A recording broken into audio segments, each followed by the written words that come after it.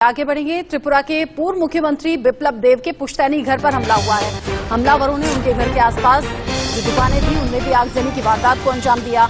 उपद्रवियों ने कार में तोड़फोड़ करते हुए उनके शीशे तोड़ दिए। वारदात को अंजाम देने का आरोप सीपीएम के कार्यकर्ताओं पर लग रहा है। पूर्व सीएम के जिस घर पर हमला किया गया वो गोमती जिले के उदयपुर सब डिवीजन के जमजुरी में है। घटना को अंजाम देने के जो आरोप लग रहे हैं वो सीपीएम समर्थकों और विशेष समुदाय पर लगे हैं। तस्वीरें आपकी टीवी स्क्रीन पर। हालांकि जिस वक्त वारदात को अंजाम दिया गया उस वक्त घर पर कोई नहीं था, वरना घर में मौजूद लोगों पर भी यह हमला हो सकता था। कैसे आग लगा दी गई, कैसे तोड़फोड़ की गई, ये तमाम सवाल खड़े हो रहे हैं कि आखिर हमलावर कौन थे। ऐसे में एक्स्ट्रा फोर्स तो तैनात कर दी गई है सुरक्षा कारणों के चलते।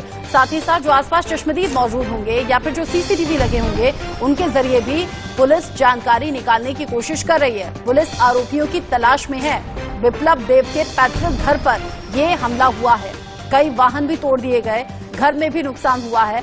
आगजनी की घटनाएं ही ये 4 तस्वीर आप देख लीजिए जहां पर बिप्लब देव के पुश्तैनी घर पर यह हमला किया गया, आग लगा दी गई, गाड़ियां जो खड़ी थी उनमें तोड़फोड़ हो गई। मौके पर फिलहाल सुरक्षा बल की तैनाती है और बीजेपी कह रही है कि सीपीएम कार्यकर्ता जो थे या फिर सीपीएम जो समर्थक थे या फिर विशेष समुदाय के लोग थे उनके जरिए यह हमला हुआ है। इस मामले में जो भी दोषी है उसके खिलाफ कार्रवाई होनी चाहिए।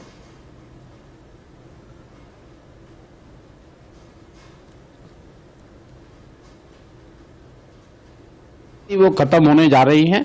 आज विपक्ष किस प्रकार से घबराया हुआ है, परेशान है, तकलीफ पे है और वो उसकी भड़ास जो है वो इस प्रकार के कांडों के अंदर निकल रही है। उनके घर पे पथराव होना कहीं ना कहीं विपक्ष का जनाधार खिसका है और वो उनकी खींच दिखाई दे रही है उसके अंदर। मेरा नाम जितेंद्र कौशिक है, मैं दिल्ली से हूँ और मैं सुप्रीम कोर्ट में प्रैक्टिसिंग लॉयर हूँ।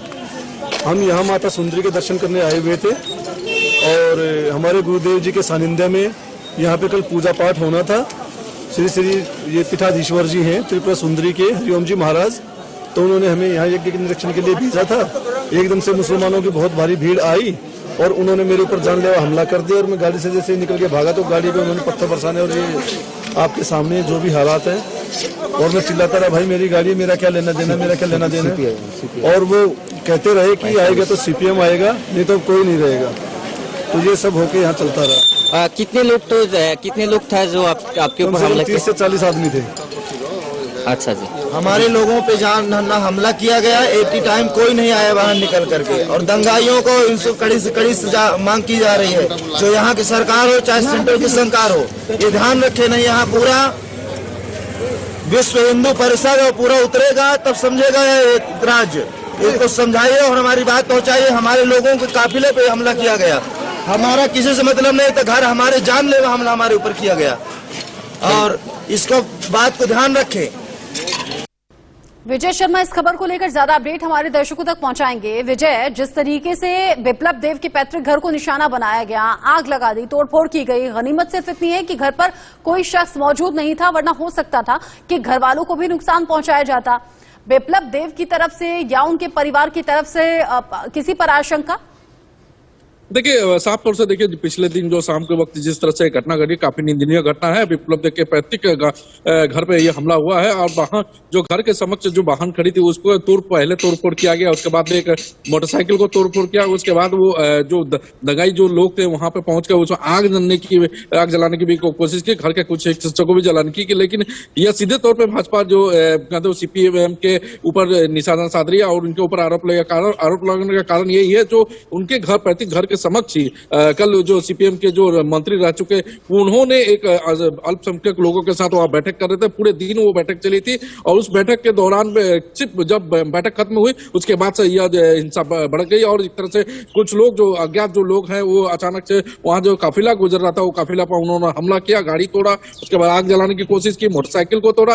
गनीमत ये रही जो कुछ लोगों को वहां पे चोटें नहीं आई, लेकिन जो वाहन चालक है उसकी चोटें की हमें खबर मिल रही है और जो भाजपा ने इसके ऊपर सीधे तौर पर सीपीएम के ऊपर हवाले पे ऊपर ये हमला किया है। ये सीपीएम की कहानी है। और मैं बता दूं 2023 में इसी वर्ष में त्रिपुरा में विधानसभा चुनाव भी होने वाला है और कहीं ना कहीं ये भाजपा कह रही है जो अभी सीपीएम अभी यहाँ के जो शांत परिवेश है वो अशांत करने में तुली हुई है और ये आंकड़ा अभी पुलिसिया छानबीन चल रहा है और लोगों को जल्द से जल्द हिरासत में लेने की बात भी सामने आ रही है और मांग भी कर रही है, क्योंकि पूर्व मुख्यमंत्री के घर के पैतृक घर के ऊपर इस तरह का हमला होना तो एक तरह से सवाल या निशान वहां पे जो सुरक्षा व्यवस्था पे हो रहा है। बहरहाल अर्धसैनिक बलों को वहां पे तैनात कर दिया गया है और किसी भी अज्ञात लोगों को वहां पे मूवमेंट पूरी तरह से बंद कर दिया गया है और पुलिसिया जो अभियान है लगातार जारी है, लोगों की धरपकड़ लगातार अब भी जारी है। जी ठीक है, नजर आप रखिएगा विजय, आगे जो अपडेट होगा इस खबर से जुड़ा हुआ आपके जरिए हम दर्शकों तक पहुंचाएंगे। फिलहाल के लिए आपका शुक्रिया। बिप्लब देव के पैतृक घर पर यह हमला हुआ है और अच्छा खासा नुकसान घर को पहुंचाया गया। किस इरादे से हमला हुआ, कौन थे हमलावर, ये पुलिस अभी भी जांच कर रही है। हमलावरों की तलाश में पुलिस है।